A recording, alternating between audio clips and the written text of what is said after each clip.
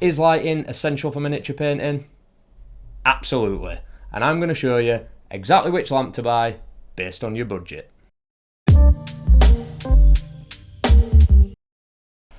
What's going on, guys? Welcome back to the channel. I'm Norm, you're watching the Painters Portal, and in today's video we're going to be talking about hobby lamps. Maybe you're an existing painter that's looking to upgrade the hobby lamp, or maybe you're just getting into miniature painting and you're asking a question that a lot of us did, which is, do I need one? Well, the short answer is yes. To me, a hobby lamp is an essential tool for miniature painting, and although you don't need one to actually start painting, once you've started using one, you'll realise that you can never paint without one, and also just how much easier they make your life. So if you are considering buying one, or you're thinking of upgrading, stick around for this video, because I'm going to show you exactly which one to buy. We're going to be looking at 3 different lamps based on 3 entirely different budgets. I'm going to tell you the sort of pros and cons with those lamps, although I'm not here to tell you what not to buy or comparing these lamps to others to stop you from buying those. I'm just going to give you my opinion based on a budget which lamp you should be using. I'm fortunate enough that I've got all 3 of these lamps. I can tell you the reasons why I would buy them, why I maybe wouldn't buy them, but ultimately I'm just going to give you information about the 3 and you're going to make the decision. So we're going to kick things off with the ultra budget version, which is this lamp from IKEA. Now, the desk lamp itself cost me around £13, and the bulb that I'm running in it is a 5K daylight LED bulb, which cost about a fiver. So all in all, the whole thing is coming in at under £20.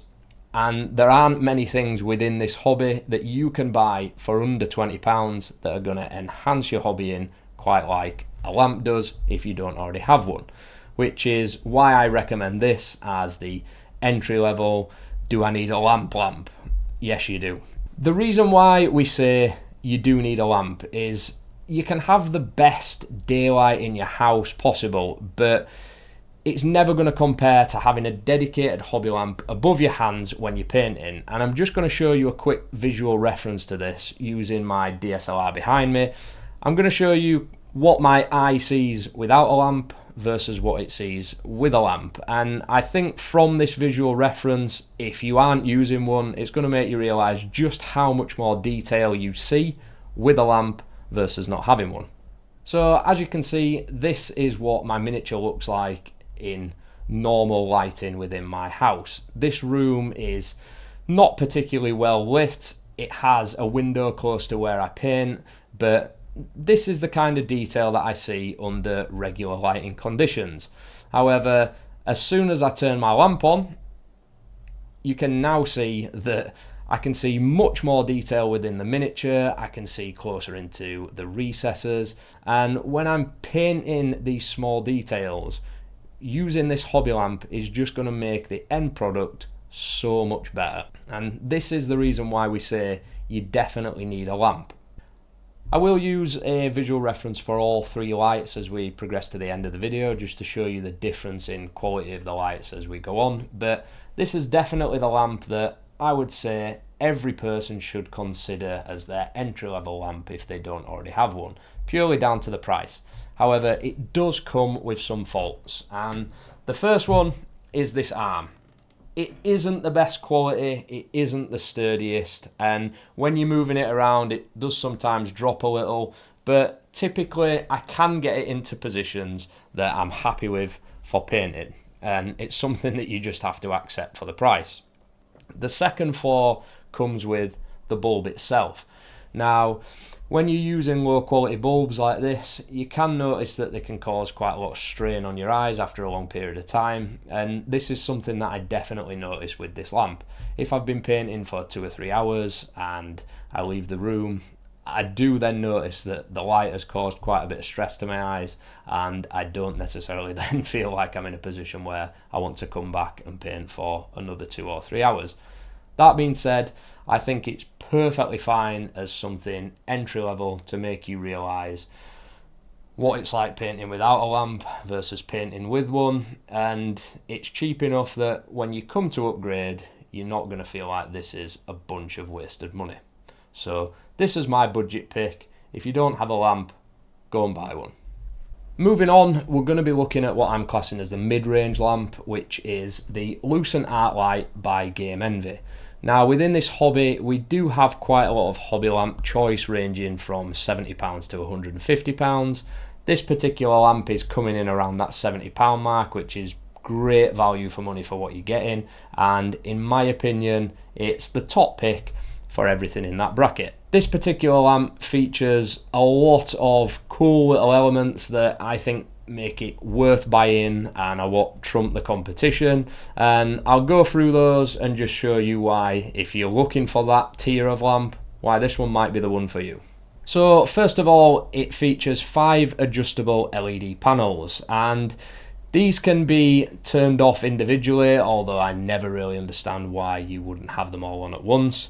However, you can move them round, and I find this really handy for when you're shooting content, because the gap in between the lights allows you to get a camera in there, and I do often use this for that reason. The LED bulbs have 5 different colour modes, and they also have 5 different brightness modes, and this lamp does kick out some really nice brightness. It's much brighter than the cheaper model that we've just looked at, and you can see that in this side-by-side video. One thing to consider when you're buying a more expensive light is the CRI rating of the light that it's producing. Now, the Lucent Art Light has a CRI rating of 95, and what this means is that the quality of light that it's producing is getting close to the same quality as daylight. Daylight typically has a CRI rating of 100, and we want to get as close to that as possible. The reason behind this is basically on how colours are portrayed underneath that light. If you have a really poor quality light source and you paint in a particular colour, you can almost guarantee that if you took that miniature outside into daylight, the colour would look entirely different, and that's what a good quality light eliminates. If we're painting for hours underneath this light, we want to be able to take it out into the real world, and when we look at it under natural daylight, the colour should be very similar to what it is under the hobby light, and that's what this lamp does do. So even if you don't go for this lamp, keep that in mind when you're looking at more expensive lights. Another thing that I really like about this light is how compact it is when it's packed away. It packs down into a really small space, and I've found that if I'm going to painting courses or if I'm going to friends' places and painting with them, this ends up being the light that I take, just because of how easy it is to put up and put down. So if you're after something that's easily portable, this is definitely your choice. The bulbs themselves are 1350 lumens, so really nice and bright, and they also range from 3500K to 6000K, so you're still hitting that daylight range on some of the lighting options, which is really important when we're painting. Overall, I think this is a great choice as the mid-range, purely, again, because of the price. I think for £70, the features that you're getting on this thing are incredible. I don't actually know how they've managed to do this for such a cheap price when you consider certain lights such as your Neatfire lights or other branded hobby painting lamps are coming in at like £140, £150 and not even offering features as good as this. I think that's one of the main reasons why I'm recommending this as the mid-range choice. Which leads me on to the most premium option in today's video, coming in at £240, which is the R9 desk lamp by Redgrass Games. Now, I promise you that I am not a Redgrass salesman, but for the next few minutes, you're just going to hear me talk only good things about this lamp because I think it's incredible. I've been using this lamp for almost a year, and genuinely, I have absolutely no complaints about it at all. Is it expensive? Yes, but it's worth every penny. The quality of this thing is crazy, and anyone who has asked me about it, I have recommended it. If this lamp falls within your budget, or you're considering this lamp against some other option, buy this. I promise you, you will not regret it. So this thing's coming in at £240, as I previously mentioned, but it does have some features which I think really justify that price. And first of all, we'll kick things off with what I class as most important, which is the light itself. Now earlier we talked about CRI rating, and the Redgrass lamp is coming in with an average CRI rating of around 98.5, but Redgrass take it up a notch with this lamp. Typically a CRI rating for most lamps is based on only 8 colours, and they do leave out some pretty important colours, but Redgrass have ramped it up a level and their CRI rating is based on 15 colours, and yet it still manages to get over 98 on that rating. So you can imagine the quality of this light compared to other lights, and this thing is just about as close to daylight as you're going to get in a hobby lamp. The lights themselves are 2 adjustable LED panels, and this is really nice because you can get different angles when it comes to painting. They also feature a small gap in between these panels, which again, if you're painting small details, you can bring the detail really close to the light and you can look in between the 2 lights, rather than when you're painting smaller details with a lamp that's just got one large bulb and you have to try and awkwardly position it in order to be able to see properly. The LEDs are dimmable from 10% to 100%, and it's coming up at 1800 lumens, so pretty damn bright. Again, the bulb output is 5000K, which is daylight, and that's really important, as I previously mentioned. One of the things that I was surprised about the most with this light is the light itself. Now, when I first set this up, I was a little bit underwhelmed with it, and the reason being is I didn't feel like it was that bright, and I was wondering if it was worth the price. But it actually is brighter than any light that I've ever used. It just doesn't feel it. Now, you remember earlier when I was saying that low quality light can have quite bad strain on your eyes? Well, this is the total opposite. This is a super high quality light, and Redgrass have implemented some shadowless glare technology, and what that means is that you're able to paint for long duration of time and not get that strain on your eyes. I've painted for 3-4 hours with this lamp, gone outside of my room and not really felt anything at all. I've been able to come back, continue painting, and my eyes have felt absolutely fine, which for miniature painters I think is really important, because our eyes as well as our hands are really important tools, and it's important that we look after them. On top of this, the light also limits excessive blue light, and you know when people tell us you shouldn't go on your mobile phones before bed because there's too much blue light and it gets your brain activity going and causes migraines and headaches and all that lot.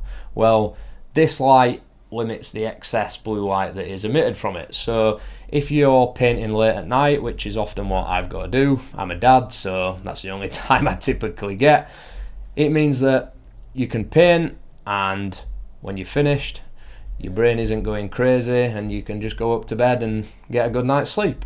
Finally, now that I've given you the 3 options, I will show you the difference in quality of light, all shot under the same camera, so that you can see that there is a major difference in the 3 lights and you really are paying for that quality. And that pretty much summarises why I think this is the best light on the market right now.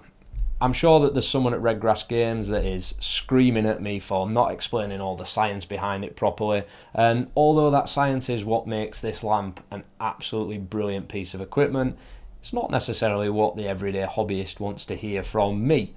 I'm just a regular person, a regular painter, and I want to give my opinion based on my everyday use of this product. And the same for the other lamps. Aside from the budget lamp, the reason why I recommend the Lucent Art Light and the Redgrass is because they both have very similar features, and they're features that I really like in a lamp. It's just that I think that one is mid-range, and then this Redgrass R9 just takes it up a whole new level. And that pretty much concludes this video. I hope that by watching this it's able to help you make the decision on whether you want a hobby lamp or if you're looking to upgrade. I hope it's been somewhat educational and helped guide you in making that decision. Some of these products I think do deserve their own videos, Products such as this R9 you could go much more in depth with, but it isn't what I wanted for this video, but that may be something that I do in the future. If you want to support the channel, please hit the like button, drop a comment on what you thought, what you'd like to see in the future, if you're planning on buying one of these lights, and don't forget to subscribe too. We've also just opened up some Patreon tiers, and although it isn't necessary, any support that we get from there is getting pumped right back into the channel, and we really do appreciate it. There's some cool little tiers on there with some little added benefits, and we really do appreciate everyone that supports us on there. But for now, I'll catch you in the next one.